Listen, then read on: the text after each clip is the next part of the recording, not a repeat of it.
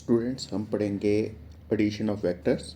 तो addition of vectors में हमने क्या करना होता है कि अगर हमें दो या उससे ज़्यादा वेक्टर्स दिए गए हैं तो उनका हमने रिजल्टेंट वेक्टर फाइंड करना होता है।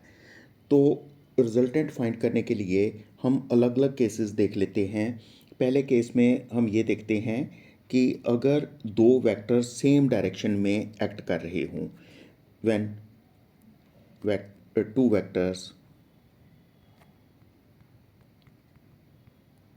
are acting in the same direction। तो अगर सेम डायरेक्शन में एक्ट कर रहे हैं तो हम रिजल्टेंट किस तरह से फाइंड करेंगे? जिस तरह से ये हमारे पास एक वेक्टर ए वेक्टर है, तो एक वेक्टर जो बी वेक्टर है वो भी इसी डायरेक्शन में है, डायरेक्शन दोनों की सेम है। तो इनको ऐड करने का क्या तरीका होता है? इसको ऐड करने के लिए हम क्या करते हैं कि ए वेक्टर जो ले लेते हैं, ये हमारे पास ए वेक्टर था, तो हम बी वेक्टर को उठा के इस वेक्टर के ऊपर इस तरह से रखते हैं ताकि बी वेक्टर जो है उसकी टेल ए के हेड पर आ जाए। ये हमारा ए वेक्टर था, ये बी वेक्टर है, तो बी वेक्टर की टेल ए के हेड पर आ जाए। लेकिन जब हम बी को ए के ऊपर रखेंगे तो उस वक्त बी का मैग्नीट्यूड भी उतना ही रहना चाहिए और उसकी डायरेक्शन भी अनचेंज्ड रहनी चाहिए, कि मतलब उसकी डायरेक्शन में भी कोई चेंज ना आ जाए। तो ये जो नया वेक्टर बन जाएगा इसको हम कह देते हैं रिजल्टेंट वेक्टर। रिजल्टेंट वेक्टर बन जाएगा। तो रिजल्टेंट वेक्टर जो है इसको हम ऐसा भी कह सकते हैं कि रिजल्टेंट वेक्टर जो है वो किसको रिप्रेजेंट करता है? ए प्लस बी को। मतलब ए और बी मिलकर जो काम कर सकते हैं, जो इफेक्ट प्रोड्यूस कर सकते हैं, तो वो आर जो है अकेला कर सकता है। तो दूसरा केस इसमें आ जाता है, second case, when the vectors are acting in the opposite direction। तो अगर वेक्टर्स जो हैं वो अपोजिट डायरेक्शन में एक्ट करेंगे तो उस केस में हम कैसे इसको कर सकते हैं कि सपोज करिए एक हमारे पास वेक्टर है, ये वेक्टर जो है दिस इज़ वेक्टर ए, ये ए वेक्टर है। तो एक हमारे पास बी वेक्टर है, ये बी वेक्टर है। तो एक ए वेक्टर और दूसरा बी वेक्टर। तो जो बी वेक्टर है वो ए के अपोजिट एक्ट कर रहा है। हम इनको अगर ऐड करना चाहते हैं तो बिल्कुल पहले वाला तरीका हमें फिर से यूज़ करना पड़ेगा। हम क्या करेंगे कि एक जो वेक्टर है ए वेक्टर ले लेंगे, ये वेक्टर ए वेक्टर है, ठीक है। तो इसके ऊपर हम बी वेक्टर को इस तरह से रखेंगे, ये हमने रख दिया बी वेक्टर, ये हमने बी वेक्टर रख दिया। तो ए के ऊपर हमने बी रख दिया, लेकिन फिर से कैसे रखा? जैसे पिछले केस में हमने किया था कि बी की टेल ए के हेड पर आ जानी चाहिए। तो अब ये जो नया वेक्टर हमारे पास बनेगा, कहाँ से कहाँ? ए की टेल से लेकर बी के हेड तक, ए की टेल से लेकर बी के हेड तक, ये जो हमारे पास नया वेक्टर बना ये बन जाएगा रिजल्टेंट वेक्टर। तो इसको लिखने के लिए हम बिल्कुल वैसा ही लिखेंगे जैसे हमने पहले लिखा था कि रिजल्टेंट वेक्टर जो है वो किसके बराबर है? Resultant vector is equal to A plus B vector. इसका मतलब ये हुआ, ए प्लस बी का मतलब ये हुआ कि ए और बी मिलकर जो इफेक्ट प्रोड्यूस करते हैं तो आर अकेला वो इफेक्ट प्रोड्यूस कर सकता है, ठीक है। तो इस केस में उसके बाद क्या होता है कि तीसरा केस हम एक और करते हैं कि जब वेक्टर किसी भी दो डायरेक्शनों में लग रहे होते हैं तो वेक्टर्स, नेक्स्ट हम जो करने जा रहे हैं वो ये है, vectors acting in any direction. Vectors acting in any direction, इसके लिए हमें लॉ यूज़ करना पड़ता है कि हमें ट्राइंगल लॉ या पैरेललोग्राम लॉ ऑफ वेक्टर्स का इस्तेमाल करना पड़ता है। तो हम दोनों लॉज को बारी बारी से पढ़ लेते हैं। अगर दो वेक्टर अलग अलग डायरेक्शनों में लग रहे हों तो किस तरह से ट्राइंगल लॉ ऑफ वेक्टर्स के हिसाब से हम उसका रिजल्टेंट फाइंड कर सकते हैं।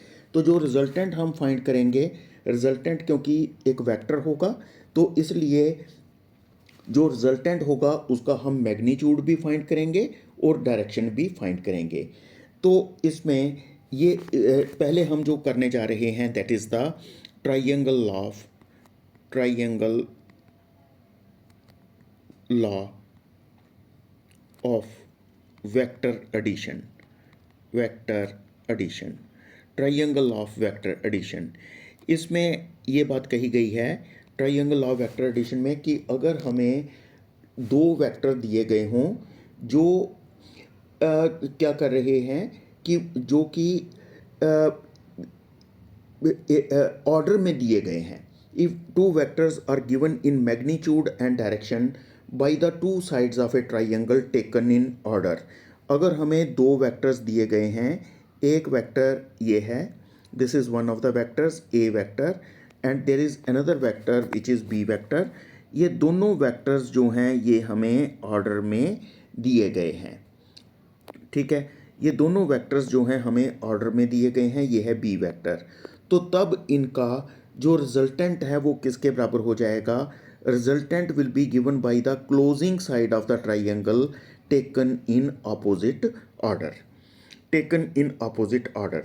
अगर हमें दो वेक्टर्स दिए गए हों जिनका हमें मैग्नीट्यूड और डायरेक्शन दिए गए हों, तो दोनों वेक्टर्स जो हैं उनको ऑर्डर में लिया गया हो, तो तब जो क्लोजिंग साइड होती है ट्राइंगल की, अगर उसको अपोजिट ऑर्डर में लिया जाए तो वो हमें रिजल्टेंट दे देता है। तो चलिए हम क्या करेंगे कि रिजल्टेंट वेक्टर जो है उसका मैग्नीट्यूड और डायरेक्शन फाइंड करते हैं। तो हम एक अलग से डायग्राम बना लेते हैं। सपोज करिए कि ये हमारे पास एक वेक्टर जो है, this vector is a vector. इस वेक्टर का नाम रख लेते हैं OP vector. OP is a vector. तो इसी तरह से हमें एक और वेक्टर दिया गया है, this vector is B vector. ये वेक्टर जो है ये पी क्यू जो है हमें बता रहा है बी वेक्टर के बारे में। और जैसा अभी हमने देखा था कि जो क्लोजिंग साइड होगी ट्राइंगल की, होगी वो हमें बताएगी रिजल्टेंट के बारे में, क्योंकि जो ए वेक्टर और बी वेक्टर जो दोनों थे वो ऑर्डर में थे। ऑर्डर में कैसे थे, क्योंकि बी की टेल जो है वो ए के हेड पर लाई कर रही थी, तो ए और बी ऑर्डर में थे, तो आर जो है वो हमें उसका रिजल्टेंट बता देता है, ठीक है। तो ये याद रख लेना, एक बार मैं फिर से बोल देता हूँ। तो उसके बाद हम इसका जो रिजल्टेंट है उसका मैग्नीट्यूड भी निकालेंगे और उसकी डायरेक्शन भी निकालेंगे। तो triangle law of vector addition क्या बताता है, if two vectors are given in magnitude and direction by the two sides of a triangle taken in order, then the closing side of the triangle taken in opposite order will give their resultant. अगर हमें दो vectors दिए गए हैं दो triangle की sides के साथ, लेकिन दोनों वेक्टर्स जो हैं वो ऑर्डर में होने चाहिए, तब जो क्लोजिंग साइड है ट्राइंगल की जिसको हमने अपोजिट ऑर्डर में लिया है वो उनका रिजल्टेंट बताएगी।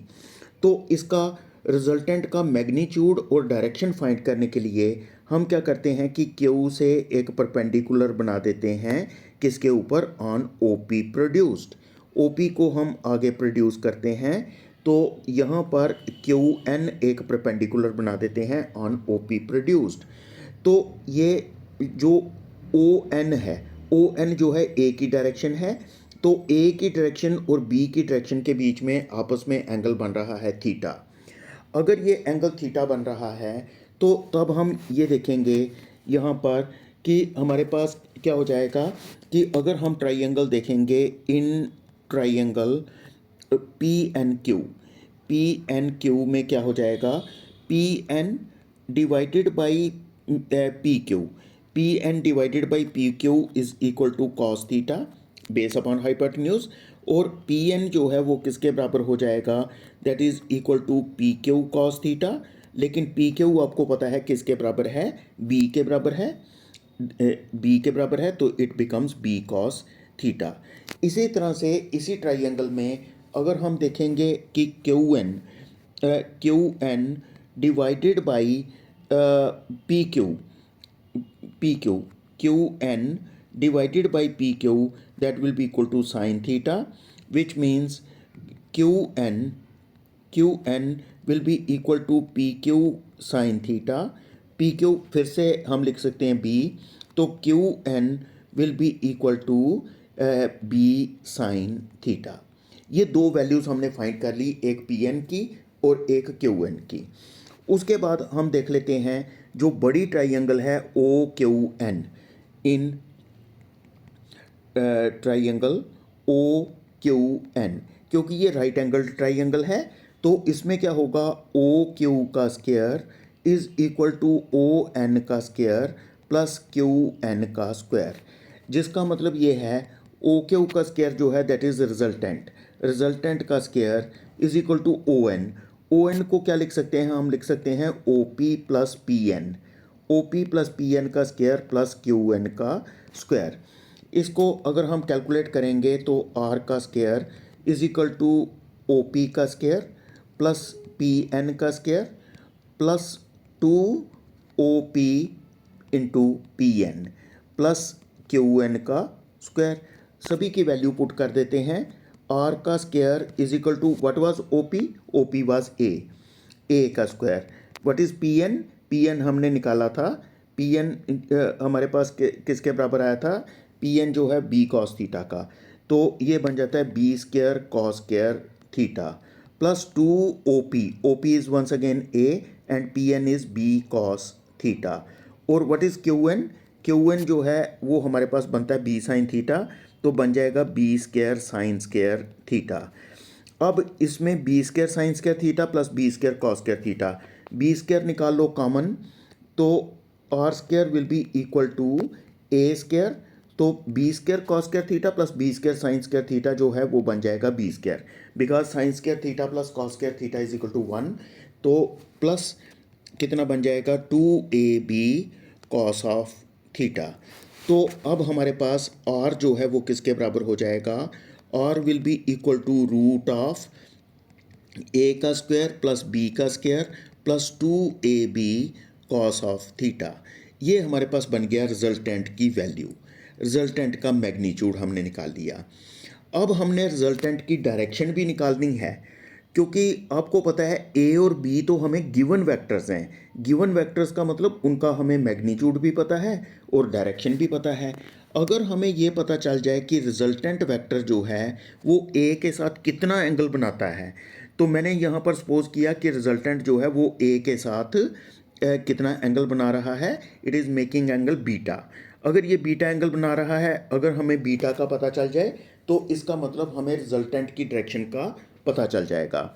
तो अगर हम यहाँ पर देखेंगे कि what is tan beta, tan of beta, अगर हम देखें तो ट्राइंगल में क्यू एन परपेंडिकुलर है, ओ एन बेस है, तो टैन बीटा जो है वो हो जाएगा Q N upon O N, Q N upon O N. तो ये बन जाएगा क्यू एन ओ एन, जैसे हमने पहले लिखा था O P plus P N, तो ये O P plus P N के बराबर बन जाएगा.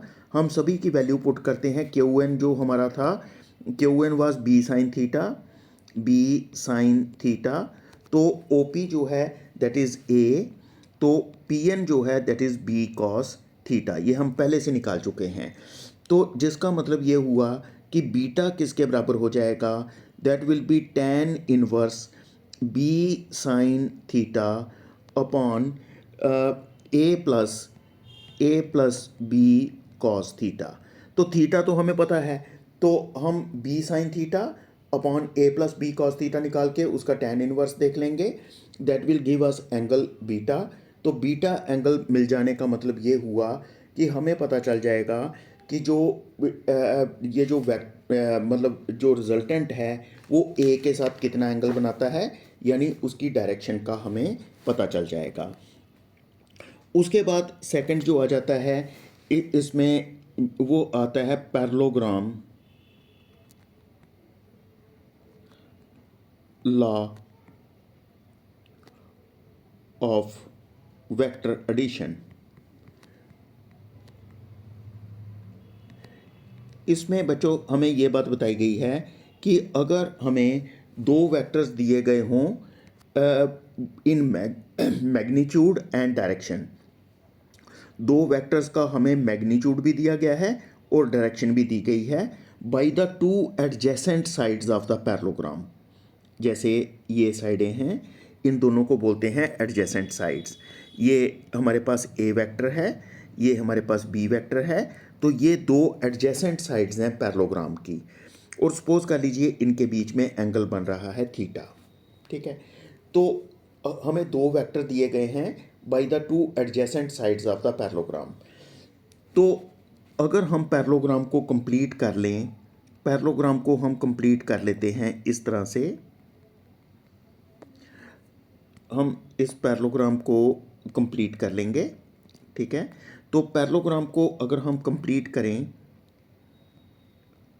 इस तरह से कंप्लीट कर लेते हैं, तो ए के सामने ए आ जाएगा और बी के सामने बी आ जाएगा। तो पैरेललोग्राम को हमने कंप्लीट कर लिया। तो पैरेललोग्राम लॉ ऑफ वेक्टर, जैसे मैं आपको बता रहा था, ये हमें क्या बताता है कि अगर हमें दो वेक्टर्स दिए गए हों bye the two adjacent sides of the parallelogram, then their resultant is given by the diagonal of the parallelogram starting from the same point। Same point कहाँ, कौन सा, जहाँ से ए और बी स्टार्ट होते थे। तो दोबारा से सुन लीजिए, when two vectors are given in magnitude and direction by the two adjacent sides of the parallelogram starting from a point, दोनों एक ही पॉइंट से स्टार्ट हो रहे हैं, then their resultant is given by the diagonal of the parallelogram starting from the same point. तो diagonal जो है वो हमें रिजल्टेंट के बारे में बता देगा। तो हमने इस केस में भी रिजल्टेंट का मैग्नीट्यूड और डायरेक्शन जो हैं वो देखने हैं कि इसका मैग्नीट्यूड कितना है और डायरेक्शन कितनी है। तो हम इसके नाम रख लेते हैं, ये है ओ, ये है पी, ये क्यू, ये एस रख लेते हैं। तो यहाँ से हम एक परपेंडिकुलर बनाएंगे, यहाँ से एक परपेंडिकुलर बनाएंगे ऑन ओ पी प्रोड्यूस्ड। तो इसका नाम रख लेते हैं क्यू एन। क्यू एन हमने परपेंडिकुलर बनाया ऑन ओ पी प्रोड्यूस्ड। ये एंगल भी थीटा हो जाएगा क्योंकि उस थीटा के ये वो बन जाता है कॉरस्पॉन्डिंग एंगल। तो अब हम यहाँ पर देखेंगे कि अगर हम वही ट्राइंगल ले लेंगे पी एन क्यू, बिल्कुल पिछली बार की तरह, in triangle P N Q, तो पी एन क्यू में P N divided by P Q is equal to cos theta. तो जिसका मतलब ये है कि P N is equal to P Q cos theta, या हम ये भी कह सकते हैं कि P N is equal to B cos theta. तो इसी तरह से Q N divided by P Q is equal to sine theta, which means Qn is equal to PQ sin theta, which means Qn is equal to B sin theta। तो अब बड़ी triangle ले लेते हैं ONQ। ONQ ट्राइंगल ले लेंगे, in triangle ONQ, ये right angle triangle है। तो OQ का स्क्वायर किसके बराबर हो जाएगा, OQ का square is equal to O N का स्क्वायर प्लस क्यू एन का स्क्वायर, क्यू एन का स्क्वायर। तो ओ क्यू जो है ये आपको पता है आर है, आर का स्क्वायर। ओ एन जो है पिछली बार की ही तरह, बिल्कुल पिछली बार की तरह हम कर रहे हैं, O P plus P N का स्क्वायर प्लस क्यू एन का स्क्वायर। तो ये फिर से वही बन जाएगा, आर का square is equal to O P का स्क्वायर प्लस पी एन का square plus 2OP into P N plus Q N का स्क्वायर। तो जिसमें हमें पता चल जाएगा कि आर का स्क्वायर किसके बराबर हो जाएगा, OP इज़ ए का स्क्वायर, और पी एन जो हमने देखा था पी एन किसके बराबर है, what was P N equal to, यहाँ पर हमने पी एन के बारे में देखा था B cos theta, P N जो है that was B cos theta. तो हम लिख सकते हैं B square cos square theta plus 2A into B cos theta plus Q N जो है बी साइन थीटा था, B square sine square theta. तो जैसी कैलकुलेशन हमने ट्राइंगल लॉ के लिए की थी, वैसे ही ये भी है A square plus B square cos square theta plus B square sine square theta. B square common आ गया तो sine square theta plus cos square theta is 1, तो रह जाएगा सिर्फ बी स्क्वायर, तो plus 2ab cos of theta. तो अगर हम आर देखेंगे किसके बराबर हो जाएगा, root of A square plus B square plus 2ab cos of theta. ये हमारे पास रिजल्टेंट की वैल्यू आ जाती है। बिल्कुल वैसा ही रिजल्टेंट आया जैसा ट्राइंगल ऑफ वेक्टर्स में आया था। तो अगर हमने इसकी डायरेक्शन देखनी हो तो let us suppose that the resultant makes an angle beta with the OP. ठीक है, ओपी यानी ए के साथ, रिजल्टेंट जो है वो ओपी के साथ यानी ए के साथ बीटा एंगल बनाता है। तो हमारे पास टैन बीटा किसके बराबर बन जाएगा, tan beta will be equal to perpendicular, perpendicular है Q N, Q N divided by O N. तो Q N divided by O N जो है दैट इज़ ए प्लस ये हमारे पास बन जाएगा पी एन। पी एन किसके बराबर बनता है बच्चों, तो पी एन जो है वो हमारा पास बनता था B cos theta, B cos theta. तो ओ एन की वैल्यू भी क्यू एन की वैल्यू भी लिख लो, that was equal to B sine theta, B sine theta upon A plus B cos of theta. तो इसका मतलब ये है कि बीटा किसके बराबर बन जाएगा, tan inverse B sine theta upon A plus B cos theta. तो इसमें हमें डायरेक्शन का भी पता चल जाता है, हमें मैग्नीट्यूड का भी पता चल गया और डायरेक्शन का भी पता चल गया। तो इस तरह से पैरेललोग्राम लॉ ऑफ वेक्टर में भी हम दोनों चीज़ें जो हैं वो फाइंड कर सकते हैं।